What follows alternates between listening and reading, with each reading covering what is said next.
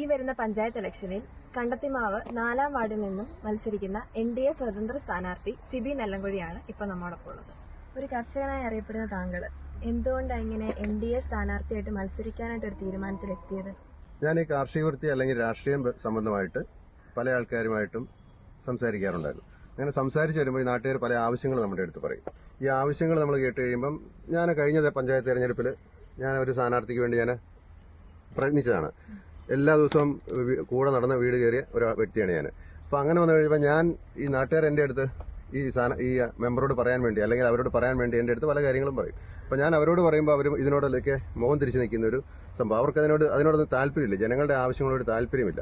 അപ്പം ഞാൻ തന്നെ പല കാര്യങ്ങളിലും മുന്നിട്ടിറങ്ങി കഴിഞ്ഞ് പല കാര്യങ്ങളും ചെയ്ത് കഴിയുമ്പോൾ ആൾക്കാർ ചെയ്യണമെന്ന് ആവശ്യപ്പെടുന്ന കാര്യങ്ങളാണ് നമ്മൾ ചെയ്യുന്നത്. അപ്പോൾ ആരെങ്കിലും ഒരാൾ അതിന് മുന്നിട്ടിറങ്ങിയേ പറ്റൂ. അങ്ങനെ ഉള്ള കാര്യങ്ങൾ അവരെ നമ്മളോട് ആവശ്യപ്പെടുന്നു. നമ്മളത് അധികാരികളോട് പറയുന്നു, അവരത് മുഖം തിരിച്ച് നിൽക്കുന്നു. അപ്പം നമുക്ക് ചെയ്യണമെന്ന് ആഗ്രഹമുണ്ട്, അത് മറ്റാരെങ്കിലും ചെയ്യട്ടെ എന്ന് കരുതി നമ്മൾ പലരോടും പറയുന്നു. പക്ഷെ പറഞ്ഞു വരുമ്പോഴത്തേക്കും ആരും തയ്യാറല്ല. അങ്ങനെ നമ്മൾ സ്വയം മുന്നിട്ടിറങ്ങിയാൽ മാത്രമേ നമുക്കിതിനകത്ത് എന്തെങ്കിലും ചെയ്യാൻ പറ്റുള്ളൂ. അപ്പോൾ നമ്മൾ ചെയ്യണമെന്ന് ആഗ്രഹിക്കുന്ന കാര്യങ്ങൾ അല്ലെങ്കിൽ നാട്ടുകാർ നമ്മളോട് പറയുന്ന കാര്യങ്ങൾ നമ്മൾ തന്നെ ചെയ്യുക. അങ്ങനെ നമ്മൾ തന്നെ ചെയ്തെങ്കിൽ മാത്രമേ നമുക്ക് മുന്നോട്ട്, അല്ലെങ്കിൽ മറ്റൊരു ചെയ്യട്ടെ എന്ന് പറഞ്ഞുകൊണ്ടിരുന്നു കഴിഞ്ഞാൽ ഒന്നും നടപടിയാവില്ല. അതുകൊണ്ട് തന്നെയാണ് ഞാൻ സ്വതന്ത്രനായിട്ട് തന്നെ മത്സരിക്കാനായിട്ട് ഈ മത്സരരംഗത്തേക്ക് വന്നത്.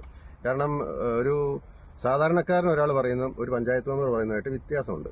അപ്പം നമ്മൾക്ക് പല കാര്യങ്ങളിൽ ഇടപെടണമെങ്കിൽ ഒരു മെമ്പർ സ്ഥാനമുണ്ടെങ്കിൽ ജനങ്ങളുടെ കാര്യങ്ങൾ നമുക്ക് കൃത്യമായിട്ട് ഇടപെട്ട് അതിൽ കൃത്യമായ കാര്യങ്ങൾ ചെയ്യാൻ സാധിക്കും.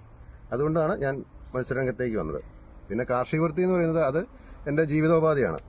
നമ്മൾ എന്തെങ്കിലും ഒരു തൊഴിൽ ചെയ്യണം, എന്നിട്ട് അതിൽ നിന്ന് സമയം കിട്ടുമ്പോഴാണ് നമ്മൾ രാഷ്ട്രീയത്തിലേക്ക് വരിക. അപ്പോൾ നമ്മുടെ വരുമാന മാർഗമായിട്ടും നമ്മുടെ കുടുംബം കഴിഞ്ഞു പോകാനായിട്ട് നമുക്കൊരു തൊഴിൽ വേണം. നിങ്ങൾക്ക് കാണാം, ഇപ്പോൾ നമ്മൾ ഈ കൈത് ചെയ്യുന്നിട്ടുണ്ട്, കൈത് കൃഷിയുണ്ട്, വാഴ കൃഷിയുണ്ട്. അതിൽ രസകരമായ ഒരു കാര്യം എന്ന് വെച്ച് കഴിഞ്ഞാൽ ഈ സ്ഥലം എന്ന് പറഞ്ഞാൽ ഒരു 30-35 കൊല്ലമായിട്ട് വെറുതെ കിടന്ന സ്ഥലമായിരുന്നു. അപ്പോൾ ഇത് ഞാൻ ചെറുപ്പം തൊട്ടേ ഞാനിത് വെറുതെ കിടക്കുന്നുണ്ട്. അപ്പോൾ ഒരു കൗതുകം തോന്നി ഞാൻ ഒരു ദിവസം ഇവിടെ വണ്ടി നിർത്തി ഈ സ്ഥലത്തിനെ കുറിച്ച് അന്വേഷിച്ചു. അപ്പോൾ ഈ സ്ഥലം ഒരു പാട്ടത്തിന് തരാമെന്ന് പറഞ്ഞു. അങ്ങനെ നമ്മളിപ്പോൾ ഇവിടെ വാഴ കൃഷി ചെയ്യാൻ തീരുമാനിച്ചു. വാഴ കൃഷി ചെയ്ത് വന്നു കഴിഞ്ഞിട്ട് ഞാൻ കഴിഞ്ഞ ദിവസം ഒരു പഞ്ചായത്തിന്റെ വികസന റിപ്പോർട്ട് എടുത്ത് നോക്കി.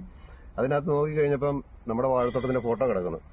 അത് ആ പഞ്ചായത്തുകാർ അവരുടെ വികസനമായിട്ടാണ് ഇട്ടിരിക്കുകയാണ്. അവർ ചെയ്തതായിട്ട് അവർ യാതൊരു ചെയ്തിട്ടില്ല. ഈ വഴി നിന്ന് എന്റെ തോട്ടത്തിന്റെ ഫോട്ടോ എടുത്ത് പബ്ലിഷ് ചെയ്തു, അവരുടെ നേട്ടമായിട്ട് പബ്ലിഷ് ചെയ്തു. അതാണ് ഇന്നത്തെ രാഷ്ട്രീയം. ഈ രാഷ്ട്രീയക്കാർ അങ്ങനെയാണ്. അപ്പോൾ അതിനൊക്കെ ഒരു മാറ്റം വരണം. അതിനുവേണ്ടിയാണ് ഞാൻ ഇവിടെ മത്സരിക്കുന്നത്.